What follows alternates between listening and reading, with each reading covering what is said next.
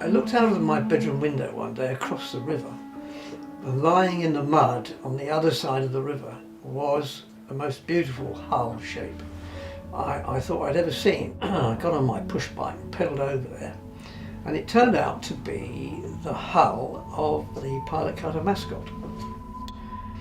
And I sat there and thought, well, if I had any money, I would rebuild this ship, because obviously she used to be quite a reasonable sailing ship. And it actually took 40 years before I got round to actually doing something about it.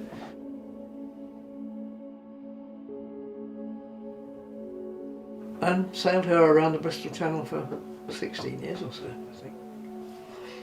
During which time the Cornubia came on the market, and the shipyard directors and I decided that she was a famous ship. She was then called the Herter, owned by Tom Cunliffe, very well-known vessel. So we thought really that would be a good object for restoration. So we put an offer in, and lo and behold, at auction, we actually were successful. We bought her. I started to rebuild the hull with the shipyard were doing the work, of course.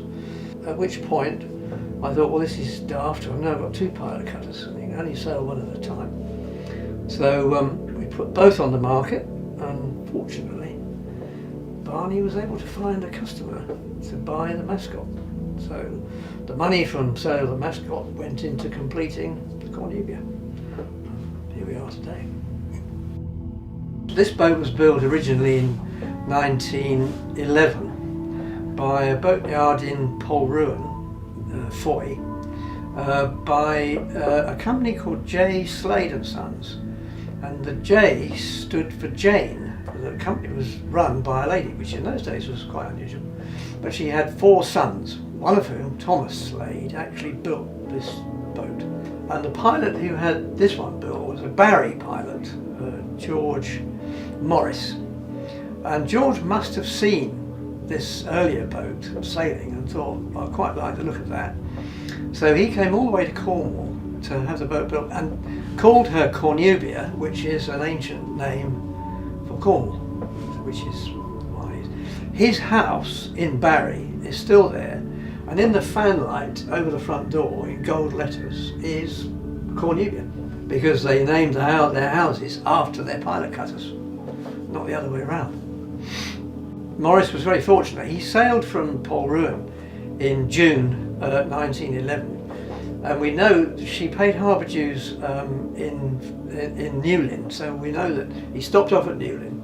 He then picked up a ship off Land's End, bound for Barry, and shipped aboard as a pilot. So he had a job. He didn't even sail the boat home. The man in the boat did that for him. He actually had a job going home, so he started earning money straight away. Having put the pilot aboard the ship, he would then get back to the cutter. They would then have to get the punt back on board, but just the two of them. And then either wait for the pilot. Many of them used to go to Ilfracombe and wait for the pilot to come back in, or to come back down the river. Sometimes they'd go back up, sail back up the channel to meet him in the port that he was bound for. It was very dangerous work, and they used to get drowned every now and again. You know, one or two of them would be lost. I mean, they are extremely capable boats. Of course, when they were piloting, they didn't have skylights. They didn't have skylights because the seas in the Bristol Channel were such that you take heavy water on board, and a skylight was a point of entry for the water. So they didn't have skylights. But as yachts or pleasure vessels, they all have skylights in now. So that is sort of one difference. But they are extremely capable boats. Yes, I must say I've never felt as confident in a boat as I have in a pilot cutter.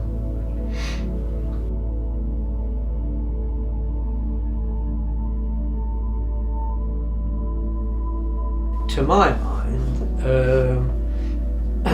as Tommy Nielsen would say, if it looks right, it probably is right. But what I think you mustn't do with a boat like this is to put gear into her. I mean, for example, don't use stainless steel shackles. used galvanised or bronze shackles. To try and keep the thing looking as original as possible. She is a working boat. She was built as a working boat, so any restoration had to take that into account, I think, to try and make sure, as far as we could, that the restoration, when the boat was finished, if Pilot Morris came aboard, he wouldn't have too many fits about what he saw around the place. It would look more or less right to him. Apart from the skylight, we could take her working in the Bristol Channel, embarking pilots and landing pilots, as she did 105 years ago. And I think that's the important thing, that the thing could still fulfil the function for which she was designed and built. She has remarkably little weather helm. She has enough weather helm that she's just gently fighting you to get to windward all the time, which is what you want, so that the boat's doing all the work and you just lightly restrain her from trying to get too far into the wind, obviously. She is exceptionally close-winded, and in a breeze of wind, reefed down, she points just as well as she does when she's got full mainsail set.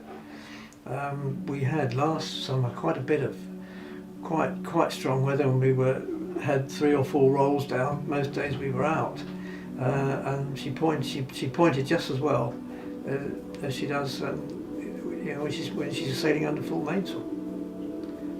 The grandchildren enjoy it. Plenty of mackerel fishing off Plymouth in the summer, so we've done some of that. Yeah, it would be nice to do more, but she is so busy doing her charity work that there isn't a great deal of time to do anything else very much. She's 52 feet overall, and he draws 7'6" in water.